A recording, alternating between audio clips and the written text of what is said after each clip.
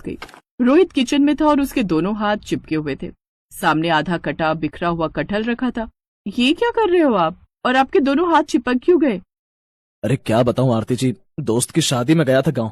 वहां उसने पेड़ का ताजा कटहल दे दिया। बोला कि मुझे पसंद है तो मैं लेता जाऊं। ले तो आया, पर कटहल काटना कितना मेहनत का काम है ये आज पता चल रहा है। मेरे तो दोनों हाथ ऐसे चिपक गए मानो इस पर गोंद लगा दिए। छुड़वाने में मेरी मदद कीजिए ना आरती जी। आप दूर से क्या देख रही हैं? घबराओ नहीं, सरसों का तेल कहाँ रखा है? वो सामने बोतल रखी हुई है। आरती ने सरसों का तेल रोहित के हाथों पर छिड़का। अब दोनों हाथों को छुड़ाने की कोशिश करो। नहीं छूट रहा आरती जी, दोनों हाथ चिपक गए। आप मदद कीजिए ना। आरती ने रोहित के दोनों हाथ छुड़ा दिए। थैंक गॉड, आपने कितनी बड़ी मुसीबत से मुझे बाहर निकाल दिया। वैसे आइडिया अच्छा है, कटहल काटने के लिए सरसों के तेल का इस्तेमाल कर लो। पर अब मैं क्या करूं, मेरे से तो ये सब हो ही नहीं रहा है। आप हटिए, सब्जी मैं बना दूंगी। आरती ने फटाफट से बढ़िया सी कटहल की सब्जी बनाकर तैयार कर दी। ऐसी सब्जी रोज खाने को मिल जाए तो कसम से मेरी तो लाइफ सेट हो जाएगी। अरे आप तो शादी कर रहे हो ना, उससे जिससे रात को फोन पर बातें करते थे, इसीलिए तो आप गए हुए थे।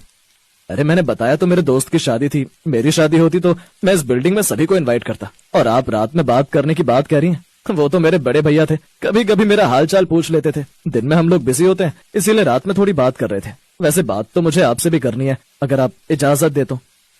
मेरे से बात करनी है, पर किस बारे में?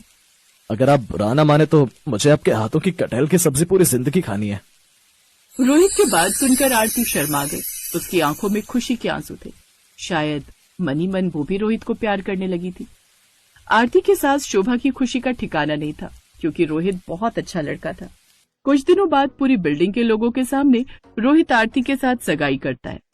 और फिर कुछ दिनों बाद रोहित के किचन में बढ़िया सी कटहल की सब्जी बन रही थी, जो उसकी पत्नी आरती बना रही थी।